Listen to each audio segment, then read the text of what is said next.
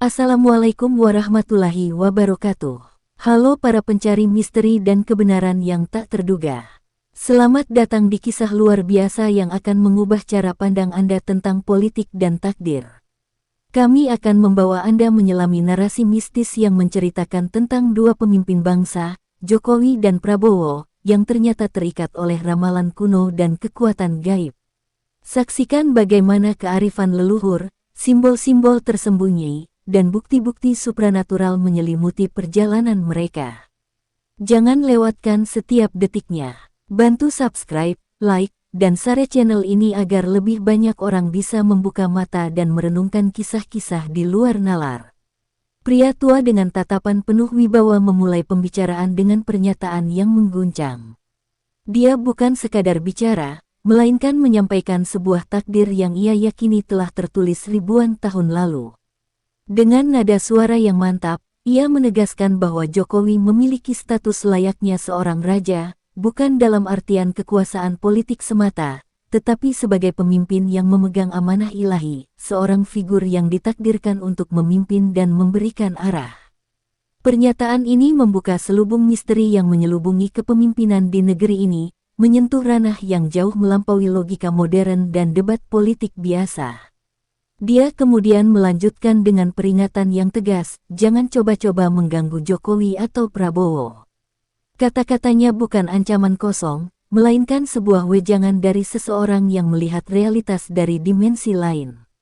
Menurutnya, takdir yang melekat pada kedua tokoh ini begitu kuat, begitu sakral, sehingga campur tangan manusia hanya akan menimbulkan kekacauan.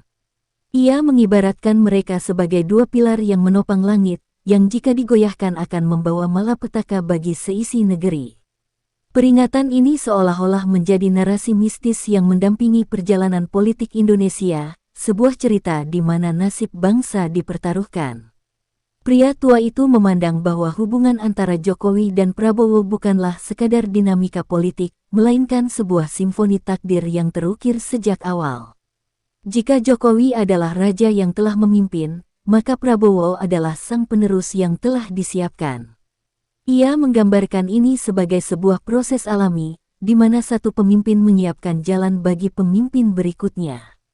Kisah mereka adalah cerminan dari siklus kekuasaan yang lebih besar, di mana setiap tokoh memiliki peran masing-masing yang telah ditentukan oleh alam semesta. Dengan penuh keyakinan, dia menggarisbawahi bahwa mereka berdua memiliki takdir yang sangat kuat. Takdir ini bukan hasil dari ambisi pribadi atau kekuatan politik, melainkan sebuah kekuatan gaib yang menempatkan mereka pada posisi tersebut. Ia memaparkan bahwa kekuatan tersebut adalah penuntun di setiap langkah mereka, melindungi mereka dari berbagai rintangan, dan memastikan bahwa perjalanan mereka menuju puncak kepemimpinan adalah sebuah keniscayaan. Narasi dramatis ini juga menyiratkan bahwa takdir tersebut bukan hanya soal kekuasaan, melainkan juga tentang tanggung jawab yang besar. Seorang raja, menurutnya, tidak hanya memimpin tetapi juga menjadi pelindung bagi rakyatnya. Pria tua itu menekankan bahwa status Jokowi sebagai raja adalah beban sekaligus kehormatan, yang menjadikannya sebagai figur sentral dalam cerita bangsa. Ini adalah kisah tentang kekuasaan yang disertai oleh kewajiban moral dan spiritual, sebuah pengingat bahwa kepemimpinan yang sejati melampaui batasan-batasan material. Pria tua tersebut melanjutkan dengan menyebutkan bahwa takdir ini telah ada bahkan sebelum mereka lahir, sebuah benang merah yang menghubungkan mereka dengan masa lalu yang penuh misteri. Ia tidak hanya berbicara tentang masa kini, tetapi juga tentang warisan spiritual yang telah membentuk mereka menjadi pemimpin seperti sekarang. Dalam pandangannya, mereka adalah perwujudan dari sebuah ramalan kuno, sebuah harapan yang telah dinanti-nanti oleh para leluhur. Pada akhirnya, cerita dramatis ini menggugah pertanyaan mendalam, apakah kepemimpinan di Indonesia hanyalah persoalan politik, ataukah ada kekuatan lain, kekuatan yang lebih besar, yang sedang bekerja di balik layar. Pria tua itu, dengan segala tutur katanya, menantang kita untuk melihat lebih dalam, untuk tidak hanya melihat permukaan, tetapi juga merenungkan takdir yang mungkin telah mengarahkan setiap langkah para pemimpin bangsa ini. Setelah ramalan tentang Jokowi sebagai figur raja yang terukir di takdir bangsa tersampaikan, pria tua itu melanjutkan kisahnya, kini menyorot sosok lain yang tak kalah sakralnya, Prabowo. Dalam pandangannya, Prabowo bukanlah sekadar kandidat, melainkan sang penerus yang telah disiapkan oleh semesta. Ia adalah benang merah yang menyambungkan masa lalu yang penuh kerja keras dengan masa depan yang penuh harapan. Perannya, menurutnya, adalah sebuah kelanjutan dari fondasi yang telah dibangun oleh pendahulunya, sebuah tongkat estafet yang diwariskan bukan oleh tangan manusia, melainkan oleh kehendak ilahi. Pria tua itu menggambarkan tugas Prabowo sebagai sebuah amanah yang luar biasa berat. Ia bukan hanya melanjutkan program-program yang ada, melainkan juga meneruskan semangat kepemimpinan yang telah ditiupkan. Kisah ini menjadi narasi epik tentang bagaimana satu visi besar diteruskan oleh jiwa yang berbeda namun memiliki tujuan yang sama. Ada resonansi kuat dalam setiap perkataannya, seolah-olah ia menceritakan sebuah naskah drama abadi di mana setiap aktor memiliki peran yang tak tergantikan. Ramalan yang paling mencengangkan muncul saat ia menyinggung tentang perhitungan 3 bagian. Ini bukan sekadar perhitungan matematis, melainkan formula mistis yang telah ada sejak zaman leluhur. Dengan tatapan yang menembus waktu, ia mengisahkan bahwa formula ini telah meramalkan secara presisi bahwa setelah beberapa upaya kepemimpinan yang mungkin menemui kegagalan, akan muncul satu sosok yang mampu membawa bangsa ini ke babak baru. Sosok itu, tegasnya, adalah Prabowo. Ia menuturkan dengan nada penuh getaran tentang masa-masa penuh ketidakpastian, di mana harapan seolah pupus dan jalan terasa buntu. Kegagalan para pemimpin sebelumnya, menurutnya, adalah bagian dari skenario besar, sebuah fase yang harus dilalui agar takdir sesungguhnya dapat terwujud. Di tengah pusaran kekacauan itulah, takdir Prabowo mulai bersinar terang, bukan sebagai pilihan yang mendadak, melainkan sebagai jawaban yang telah dinanti-nanti oleh alam semesta. Yang paling dramatis adalah metafora yang ia gunakan, seorang prajurit yang menjadi raja. Ia menjelaskan bahwa ini adalah jalur yang paling adil dan benar. Prajurit adalah lambang disiplin, kesetiaan, dan pengorbanan, sifat-sifat yang tak ternilai dalam sebuah kepemimpinan. Dengan perpaduan keagungan seorang raja dan ketegasan seorang prajurit, Prabowo ditakdirkan untuk membawa kemakmuran dan ketertiban. Transisi dari medan perang ke singgasana adalah simbol dari sebuah evolusi spiritual yang luar biasa. Ia memandang bahwa kenaikan Prabowo bukanlah sekadar pergeseran kekuasaan, melainkan sebuah koreksi kosmis. Seolah-olah, alam semesta telah menunggu saat yang tepat untuk menempatkan sang prajurit di posisi tertinggi, memastikan bahwa roda takdir bergerak sesuai jalurnya. Ini adalah kisah tentang penantian panjang, di mana setiap momen memiliki makna, dan setiap kegagalan hanyalah prelude menuju kemenangan sejati yang telah digariskan. Pada akhirnya, pria tua itu menyimpulkan bahwa kisah Prabowo adalah babak kedua dari sebuah epos kepemimpinan yang suci. Kenaikannya bukan karena kebetulan, melainkan karena ia adalah kepingan puzzle yang paling krusial untuk menyempurnakan gambar besar yang telah lama terbentang. Kisahnya memberikan sebuah perspektif yang dalam, bahwa politik di negeri ini tidak hanya digerakkan oleh intrik kekuasaan, tetapi juga oleh kekuatan takdir yang melampaui batas nalar manusia. Setelah mengungkap tabir takdir politik, pandangan pria tua itu kini bergeser pada sumber pengetahuannya yang mendalam. Ia tidak merujuk pada buku-buku atau analisis modern, melainkan pada akar-akar spiritual yang meresap dalam budaya Jawa. Dengan tatapan yang kini lebih tenang namun menyimpan kedalaman tak terukur, ia mulai menguak rahasia di balik pemahaman yang ia miliki, menegaskan bahwa semua yang ia ucapkan bukanlah spekulasi, melainkan hasil dari kearifan leluhur yang abadi. Ia memulai dengan menjelaskan konsep bumi pitu atau 7 lapis bumi. Ini bukan tentang geografi, melainkan tentang dimensi-dimensi metafisik yang tak terlihat oleh mata telanjang. Menurutnya, realitas tidak hanya terdiri dari satu lapisan, melainkan 7 lapisan yang saling bertumpuk, di mana setiap lapisan memiliki getaran dan hukumnya sendiri. Pengetahuannya tentang lapisan-lapisan ini memungkinkan ia untuk melihat pola-pola yang lebih besar, melampaui peristiwa-peristiwa permukaan yang dilihat oleh orang biasa. Pemahamannya tentang ketujuh lapisan ini yang menjadikannya mampu membaca benang takdir. Ia mengisahkan bagaimana takdir suatu bangsa atau seseorang, seperti Jokowi dan Prabowo, terajut di antara dimensi-dimensi tersebut. Dengan memahaminya, ia dapat melihat tidak hanya apa yang sedang terjadi, tetapi juga akar-akar dari masa lalu yang membentuknya dan arah masa depan yang akan ditujunya. Ilmu ini adalah kunci yang membuka pintu gerbang menuju pemahaman yang holistik, di mana politik, alam, dan spiritualitas adalah satu kesatuan yang tidak terpisahkan. Lalu, ia membawa sebuah peribahasa kuno yang sering dilantunkan anak-anak, Sluku-sluku batok. Namun, dalam penafsirannya, lagu itu bukanlah sekadar nyanyian, melainkan sebuah kode spiritual yang rumit. Ia menjelaskan bagaimana di dalam kata-kata yang sederhana itu terkandung petunjuk tentang keseimbangan alam semesta, tentang hubungan manusia dengan Sang Pencipta, dan tentang pentingnya membersihkan diri dari hawa nafsu duniawi. Proverb ini adalah simbol dari sebuah kearifan tersembunyi yang menjaga harmoni dan keseimbangan, yang tampaknya sebuah kepemimpinan tidak akan pernah berjalan sempurna.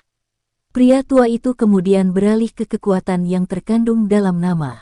Ia menyebutkan bahwa setiap nama memiliki getaran dan energinya sendiri. Dengan menggunakan metode perhitungan numerik yang sangat kuno, ia mampu memecah dan membaca kode yang tersimpan dalam nama Prabowo Subianto. Proses ini bukanlah sekadar aritmatika, melainkan sebuah ritual yang mengungkap esensi jiwa seseorang, sebuah cara untuk melihat peta takdir yang terukir sejak ia dilahirkan. Dari perhitungan yang ia lakukan, ia menemukan bahwa nama Prabowo bukan sekadar identitas, melainkan sebuah konfirmasi atas peran yang telah diramalkan. Angka-angka yang ia hasilkan memperkuat narasi tentang takdir kepemimpinan yang telah ia sampaikan sebelumnya, memberikan bukti mistis yang tak terbantahkan. Hasilnya menunjukkan bahwa Prabowo memang ditakdirkan untuk memimpin, sebuah kebenaran yang terkunci di dalam namanya sendiri, menunggu untuk diungkap. Pada akhirnya, kisah pria tua itu bukan hanya tentang tokoh-tokoh politik, tetapi tentang warisan spiritual yang telah mengalir selama ribuan tahun. Ia mengajak kita untuk melihat lebih dalam, untuk memahami bahwa di balik hiruk-pikuk dunia modern, masih ada kekuatan-kekuatan kuno yang bekerja, mengarahkan setiap langkah dan peristiwa. Pengetahuannya, yang terjalin dari konsep bumi pitu hingga kekuatan nama, adalah pengingat bahwa takdir bangsa ini mungkin telah lama terajut dalam sebuah skenario yang lebih besar daripada yang kita bayangkan. Setelah menyingkap rahasia di balik nama dan dimensi-dimensi bumi, pria tua itu kini beralih pada simbol yang lebih sederhana, namun menyimpan makna yang tak kalah mendalam. Tatapannya menajam saat ia mulai mengisahkannya, bukan lagi dari lembaran-lembaran kuno, melainkan dari sebuah kisah yang telah mendunia, cerita tentang bahtera Nabi Nuh. Namun, dalam versinya, ia tidak berbicara tentang banjir besar, melainkan tentang sebuah makhluk kecil yang memegang peran krusial di dalamnya. Ia menggambarkan kembali adegan dramatis di atas bahtera, di mana berbagai jenis hewan berdesakan dalam kepanikan. Ada gajah yang besar, singa yang buas, dan burung-burung yang berisik. Di tengah kekacauan itu, muncul sosok yang sering dianggap remeh, seekor kucing.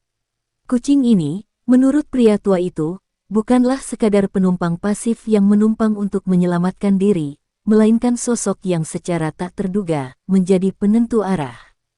Dalam narasi yang penuh ketegangan, ia menceritakan bahwa di tengah badai dan ombak yang mengamuk, bahtera Nuh kehilangan arah. Kapal itu terombang-ambing tak tentu, nyaris terperangkap dalam pusaran yang mematikan. Saat itulah, kucing tersebut, dengan naluri tajamnya, seolah-olah menjadi mata dan navigator kapal. Ia memandang ke arah yang tak dapat dilihat oleh manusia, mengarahkan Nabi Nuh untuk menghindari bahaya dan menemukan jalan menuju tanah yang dijanjikan. Dengan suara yang bergetar, ia menghubungkan kisah kuno itu dengan masa kini. Pionir, serunya, menunjuk ke arah Prabowo. Ia menjelaskan bahwa kucing itu adalah simbol dari Prabowo, seorang pemimpin yang mungkin tidak terlihat menonjol dalam hiruk-pikuk kekuasaan, namun memiliki intuisi dan arah yang sangat jelas. Sama seperti kucing yang memandu Bahtera Nuh, Prabowo ditakdirkan untuk menjadi pemandu bagi bangsa ini di tengah badai yang penuh ketidakpastian. Ia melanjutkan bahwa peran Prabowo sebagai pionir bukanlah sekadar memimpin, tetapi membuka jalan yang baru, jalan yang belum pernah dilalui sebelumnya. Sementara yang lain mungkin sibuk dengan manuver-manuver di permukaan, ia memiliki pandangan yang lebih dalam, yang memungkinkannya melihat celah dan kesempatan di tengah badai. Ia adalah sosok yang tidak hanya mengikuti arus, tetapi juga menentukan kemana arus itu harus berlabuh. Pria tua itu menekankan bahwa simbolisme kucing ini memberikan dimensi lain pada kepemimpinan Prabowo. Ini bukan lagi hanya tentang kekuatan seorang prajurit atau kebijaksanaan seorang raja, melainkan juga tentang naluri seorang pembimbing. Kucing melambangkan keluasan, ketepatan, dan kemampuan untuk bergerak di area yang sempit, sebuah kualitas yang sangat dibutuhkan dalam kepemimpinan yang kompleks dan penuh tantangan. Pada akhirnya, ia menyimpulkan bahwa kisah kucing di Bahtera Nuh bukanlah sekadar dongeng, melainkan sebuah petunjuk spiritual yang telah ada sejak zaman purba. Ini adalah bagian dari sebuah tapestri yang lebih besar, di mana setiap simbol, mulai dari perhitungan mistis nama hingga kisah hewan-hewan, semuanya mengarah pada satu takdir yang sama. Dengan begitu, ia menutup bab ini, meninggalkan sebuah pertanyaan mendalam tentang seberapa besar kekuatan simbol-simbol kuno ini dalam menentukan masa depan sebuah bangsa. Setelah menyingkap tabir simbol dan ramalan dari masa lalu, pria tua itu mengalihkan pembicaraan pada sebuah objek yang lebih nyata, namun tak kalah mistisnya. Matanya berbinar penuh rahasia saat ia menyebutkan sebuah nama yang asing di telinga awam, minyak tolo. Ini bukanlah sekadar minyak biasa, melainkan sebuah zat legendaris yang, menurutnya, menjadi inti dari kekuatan gaib yang menaungi kepemimpinan. Ia mengucapkannya dengan penuh kehikmatan, seolah sedang mengungkapkan nama sebuah pusaka suci yang hanya diketahui segelintir orang terpilih. Ia memaparkan asal-usulnya yang luar biasa, mengklaim bahwa minyak ini ditemukan di tempat yang paling terpencil dan murni, di tengah laut. Bukan di perairan dangkal yang bergolak, melainkan di kedalaman yang sunyi dan tak terjamah, di mana kekuatan alam berdiam.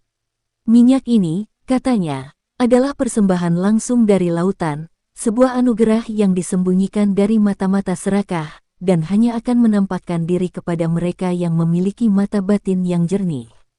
Lebih mencengangkan lagi, pria itu menjelaskan sifat unik minyak tersebut. Ia menyebutnya sebagai zat yang kuat dan tak ada habisnya, yang dapat beregenerasi tanpa batas. Ini bukanlah sumber daya yang dapat dieksploitasi hingga kering, melainkan sebuah mata air energi yang tak pernah berhenti mengalir. Sifatnya yang abadi ini seolah-olah mencerminkan kekuatan alam yang tak tergoyahkan, sebuah sumber daya mistis yang dapat digunakan untuk memperkuat takdir dan nasib sebuah bangsa. Ia kemudian mengaitkan minyak tolo dengan kisah kepemimpinan yang telah ia paparkan sebelumnya. Minyak ini, menurutnya, adalah manifestasi fisik dari kekuatan yang menaungi Jokowi dan Prabowo. Keabadian minyak tersebut adalah simbol dari takdir mereka yang tak akan pernah padam, sebuah kekuatan yang terus-menerus membarui diri, memastikan bahwa kepemimpinan yang fana akan selalu mendapatkan suntikan kekuatan spiritual yang tak terbatas. Pria tua itu memperingatkan bahwa pengetahuan tentang minyak tolo bukanlah sesuatu yang bisa dipelajari dari buku. Ia adalah ilmu yang diturunkan secara lisan, sebuah rahasia yang dijaga ketat oleh para penjaga tradisi. Akses terhadap minyak ini tidak dapat dibeli, melainkan hanya dapat dimiliki oleh mereka yang telah membuktikan kemurnian hati dan kesetiaan pada jalan yang benar. Ia mengindikasikan bahwa ia adalah salah satu dari segelintir orang yang mengetahui keberadaan dan cara menggunakannya. Pria tua itu melanjutkan dengan menjelaskan bahwa fungsi minyak tolo tidak hanya terbatas pada kepemimpinan. Ia juga dipercaya dapat memberikan perlindungan yang tak kasat mata, menyembuhkan penyakit yang tak terdeteksi oleh ilmu medis, dan bahkan memberikan wawasan spiritual yang luar biasa. Ia adalah kunci untuk membuka potensi tersembunyi, baik pada manusia maupun pada takdir sebuah bangsa, menjadikannya harta karun yang jauh lebih berharga daripada emas atau permata. Pada akhirnya, kisah tentang minyak tolo ini menjadi penguat dari seluruh narasi. Itu adalah bukti nyata, sebuah pusaka fisik yang melengkapi ramalan dan simbol yang telah ia paparkan. Pria tua itu menutup ceritanya dengan meninggalkan sebuah teka-teki, apakah takdir bangsa ini benar-benar terikat pada sebuah zat mistis yang abadi, yang keberadaannya hanya diketahui oleh mereka yang terpilih. Kisah ini mempertebal lapisan misteri, menyiapkan panggung untuk pengungkapan-pengungkapan selanjutnya. Setelah memaparkan tentang pusaka mistis seperti minyak tolo, pria tua itu kini bergeser ke bukti yang lebih konkret, pengalamannya sendiri. Dengan tatapan yang kini memancarkan memori yang jauh, ia mulai mengisahkan bagaimana kearifan yang ia miliki tidak hanya sebatas teori, melainkan telah terbukti dalam peristiwa-peristiwa nyata. Kisahnya adalah tentang bagaimana ia, seorang yang tak dikenal, telah memengaruhi jalannya sejarah dari balik layar, menggunakan pengetahuannya untuk menuntun dan melindungi. Ia memulai dengan sebuah cerita yang penuh ketegangan, tentang masa ketika Jawa Timur nyaris terjerumus dalam kekacauan karena harga pangan yang melambung. Ketika para pemimpin politik sibuk dengan perundingan yang tak berujung, pria tua ini, dengan wawasannya yang luar biasa, melakukan sebuah intervensi. Bukan dengan kekuatan ekonomi, melainkan dengan pemahaman spiritualnya, ia mengklaim telah membantu menstabilkan harga pangan, seolah-olah ia dapat memengaruhi siklus alam dan pasar dengan kekuatan pikiran dan ritual kuno. Bukti yang lebih dramatis muncul ketika ia berbicara tentang alam itu sendiri. Dengan nada penuh keseriusan, ia mengungkapkan bahwa ia memiliki pengetahuan sebelumnya tentang letusan gunung